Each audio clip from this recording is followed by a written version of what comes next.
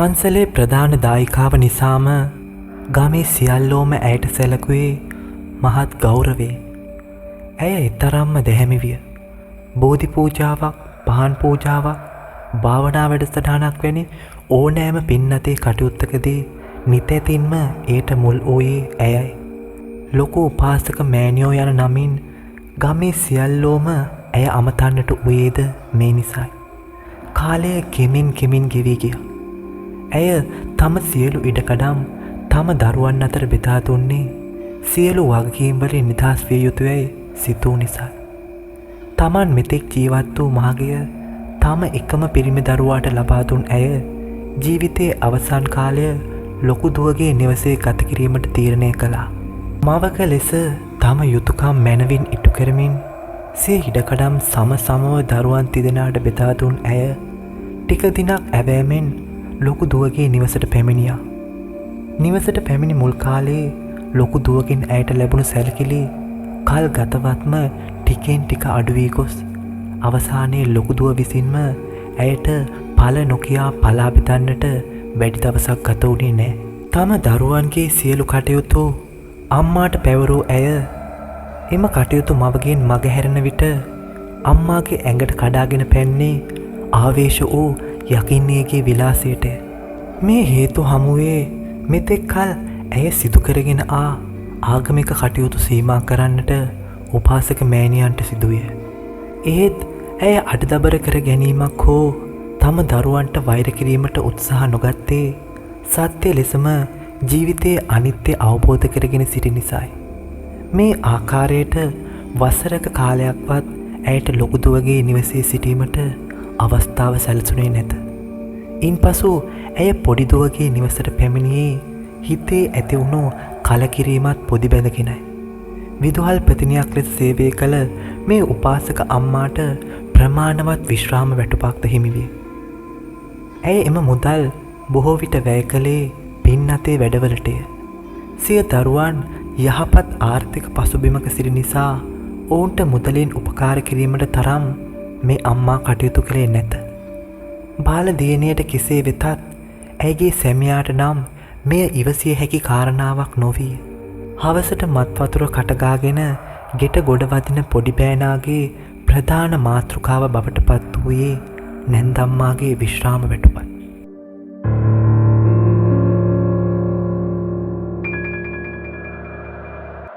යකෝ මේ ගෑණි මෙහි läගගෙන ලෝකෙට සල්ලි බෙදනවා. අපි මෙහි දන්සලක් දාලාද? ගෙවල් දුන්නේ වෙන එකෙක්ට. හැබැයි අපි තමයි බලා ගන්න ඕන.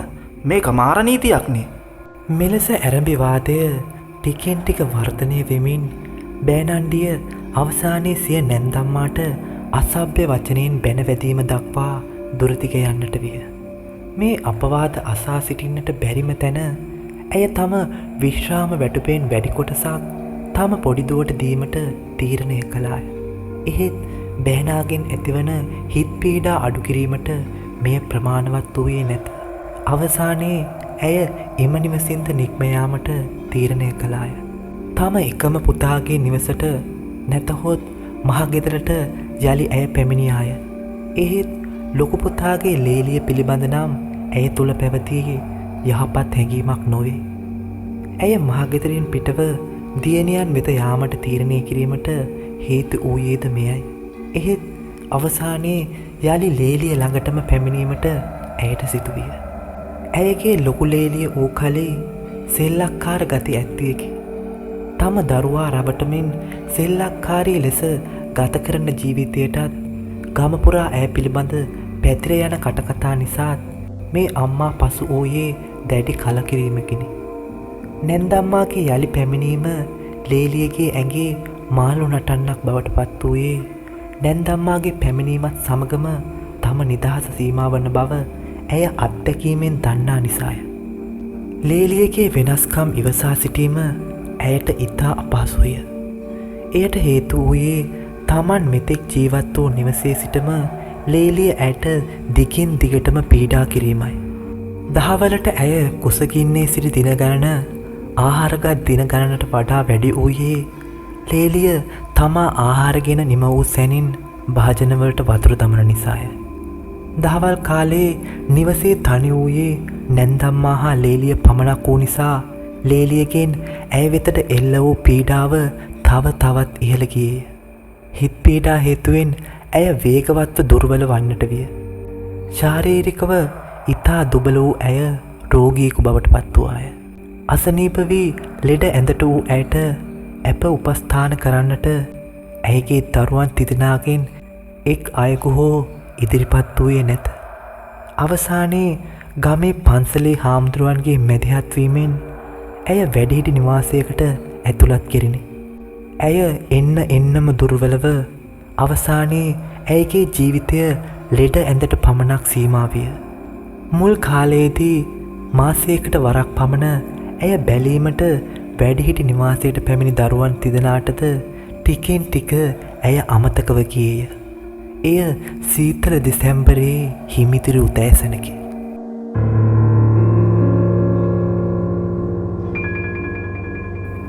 ඇයව සෝදා පිරිසිදු කරන වැඩිහිටි නිවාසයේ උපස්ථායිකාව සුපුරුදු ආකාරයට ඇය වෙත පැමිණියේ ඇය සෝදා පිරිසිදු කිරීමටයි.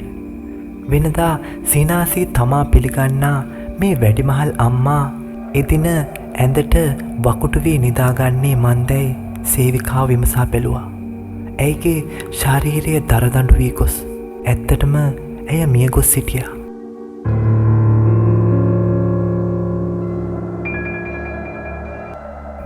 මේ ගැන දරුවන්ට දැනුම් දුන් පසු ඔවුන් එක්ව තම මවගේ දේහය මහගෙදරට ගෙන ගොස් මහා ඉහලින් අවසන් කටයුතු සිදු කළා. කාලය ගෙවී ගියා. ඇයගේ මරණය සිදුවී 3 මාසයක්වත් ගෙවී ගියේ නැහැ. ලොකු ලේලිය සුපුරුදු ලෙස දහවල් ආහාරයෙන් පසු මදක් විවේක ගැනීමට නිදිහානට ගොඩ වුණා. එක්වරම පරිසරයේ ටිකෙන් ටික අඳුරු වන බව ඇයට වැටහුණා. ඒ වැහි බීරමක් විය හැකි බව සිතූ ඇය ඇඳටම වී සිටියා. ඒ සමගම ඇය අඩනින්දකට වැටුණා. ඇයගේ කාමරයේ තුලින්ම නැගුණු වියරු හිනා හඬකින් ඇය තිගැස්සී ගියා. ඒ සමගම ඇය කලබලයෙන් නැගී සිටින්නට තැත් කළා. එහෙත් ඇයට නැගී සිටින්නවත් අවස්ථාවක් ලැබුණේ නැහැ. කාමරේ වහලේ දෙකට කැඩි උළු කැට ඇයගේ දෙපා ඉදිරියේ බිම පතිත වුණා.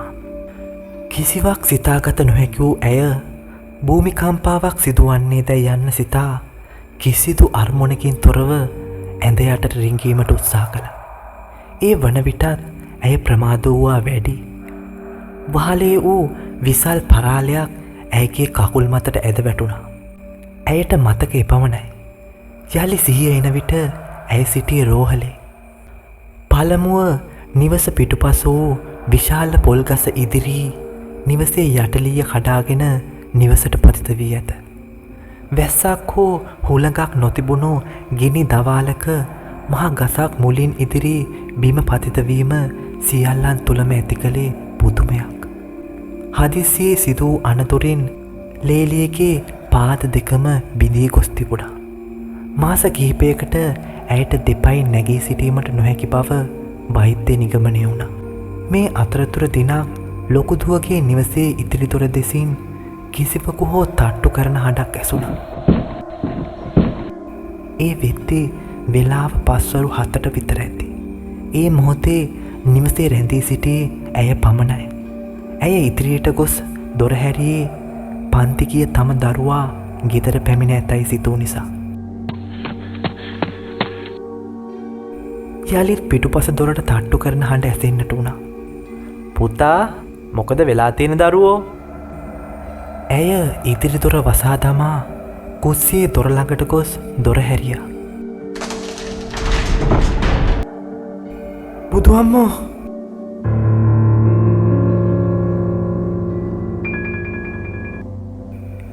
ඇය දොර හැරි වේගයෙන්ම දොර වසා දැමුවා. දොර අසල සිටියේ කවුද? ඇය කුස්සියෙන් සාලයට වේගයෙන් දුවමින් පුටුවේ වාඩි වුණා. හදිස්සියේම දුටු දසුනින් ඇය කෙතරම් බිය වූවාදයත් ඇය වෙවුලන්නට වුණා. කළු දිග ගවුමකින් සැරසී පහතට කඩා ඇලූ දිග කොණ්ඩයකින් හා ගිනි රත් පෑ ගැන්වුණු ඇස් දෙකකින් යුතුව දොර ළඟ සිටගෙන හුන්රුව ඇයට මැවි මැවි පෙනෙන්නට වුණා. එම රුව වෛරයෙන් මෙන් තමා දෙස බලා සිටින අයුරු මතක් වන විට ඇගේ ශරීරයෙන් දහතිය ගලා යන්නට වුණා. යළිත් ඉදිරිදොරට තට්ටු කරන හඬ ඇසේ. ඇය දෑතින්ම කන් දෙක වසා ගත්තා. ඇය නැගිට්ටේ නැහැ. අම්මේ අම්මේ. ඇයගේ හිතට තරමක සහනයක් දැනුණා. ඒ තම පුතාගේ කටහඬ. ඇය බියෙන් ගොස් දොර හැරියා. පන්ති ගිය දරුවා පැමිණ සිටියා. දිනෙන් දින ඇගේ නිවසේ මෙවැනි අද්භූත සිතුවීම් ඉහළ යන්නට වුණා. මේ අතරතුර පොඩිදුවගේ සැමියාගේ රස්සාවටද හෙනහුරා හඬන්නට පටන්ගෙන තිබුණා. රැකියා ස්ථානයේ ඇති වූ මුදල් වංචාවකට මැදිවී ඔහුගේ රස්සාව අහිමි වුණා. මේ සමගම ඔහුගේ බේබදුකම දිහළ ගියා. දවස තිස්සේ නිවසේ අඩතබර අවසන් වුණේ ගොටි බැට හුවමාරුවකින් පසුව. ඔවුන්ට ගමේ තිබූ තත්ත්වයද දිනෙන් දිනම පිරිහි යන්නට වුණා. එළිවනතෙක් අසාගෙන සිටිය නොහැකි අසභ්‍ය වචන කියන පොඩිදුවගේ සැමියා ගමටම පිළිලයක් වන්නට වැඩි දිනක් ගත වුණේ නෑ. මේ සියලු සිදුවීම් එක දිගට සිදුවීම සියල්ලන්ටම මහත් ගැටලුවක් වුණා. ගමේ අය මෙයට විවිධ කතා කියන්නට වුණා. දිනෙන් දින පවුල් තුන තුළම ගැටුම් සහගත තත්ත්වයන් මෙන්ම ආර්ථික ගැටලුද වේගයෙන් වර්ධනය වන්නට වුණේ පවුල් අතර සම්බන්ධතාවද බිඳ දමමින්. මේ සියලු කරදර අතරින් ලොකු උපාසක මෑණියන්ගේ 3 මාස දානයද ගෙවී ගියා. එහෙත් දරුවන් තිදෙනාගෙන් එක් අයෙකු හෝ තම මව වෙනුවෙන් කුඩාවට හෝ දානයක් දී පිනක් අනුමෝදන් කළේ නෑ. ටිකින් ටික පවුල් තුන තුළම ප්‍රශ්න ඉහළ යමින් තිබුණා. එක්තැන් වූ ලේලිය දැඩි ලෙස මානසිකව දුර්වල වන්නට වුණේ වරින් වර ඇසෙන ආවේගකාරී අද්භූත හිනාහඬ හේතුවෙන්. ඇයට හැර වෙනත් කිසිවකුට මෙය නොඇසීම හේතුවෙන් ඇය අනතුර නිසා කම්පනයට පත්ව ඇතැයි වෛද්‍යවරු සිතුවා. අවසානයේ ඔවුන් ශාස්ත්‍රයක් අසන්නට ගියේ මේ කරදර නිමාවක් නැති නිසා.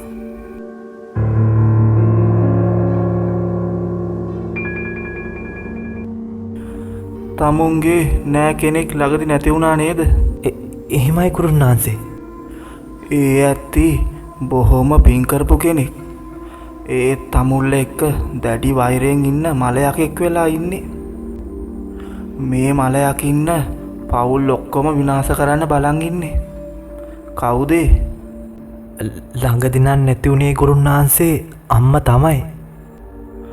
තමුන්ගේ අම්මා ගෙදරින් පිටද හිටියේ? එහෙමයි. ඒ ඇත්ති බොහොම දුක් විඳලා තමයි මැරිලා තියෙන්නේ.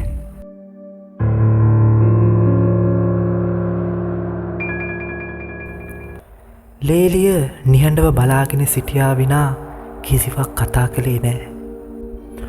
උන්ද මැරෙන වෙලාවේ අධික 30කින් ඉඳලා තියෙන්නේ. වතුර ටිකක් දෙන්නවත් ළමෙක් නැති නිසා ඒක ගැන තරහක් ඇති වෙලා තියෙනවා. ඒ විතරක් නෙවෙයි, ඉඩකඩ මෙච්චර තිබිලත් අවසානයේ අනාථ නිවාසයක මැරෙන්න වෙච්ච එක ගැන ලොකු දුකකින් ඉඳලා තියෙන්නේ.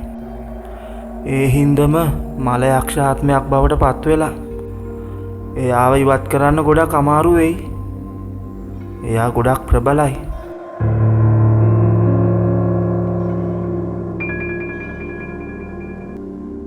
ශාස්ත්‍රකරුගේ ප්‍රකාශයෙන් ලොකුදුවගේ ඔළුව අවුල් වී ගියා වගේ දැනුණා. ඇය කල්පනා කරමින් මාර්ගයට පැමිණියා. ඇය සමග තනියට ගිය අසල්වාසී නිවසේ කාන්තාව සමග සිදුවීම පිළිබඳ කතා කරමින් පාර පැන්නේ බසයට ගොඩවීමට. හැරෙන්නටවත් මොහොතක් ඇයට ලැබුණේ නෑ. පස් ගෙනියන විශාල ලොරියක ගැටුණු ඇය විසිවී ගොස් පාර මැද ඇදගෙන වැටුනේ යලි කිසි දිනක නොනැගිටින ලෙසයි. දරුවන්ට යුතුකම් ඉටු කළ දරුවන්ගෙන් යුතුකම් ඉටු නොවුණු මවගේ ආත්මය තවමත් නිවෙස් 3 අතර වරින් වර ගැවසෙමින් දරුවන් කළ වරදට දඬුවම් දෙමින් සිටිනවා.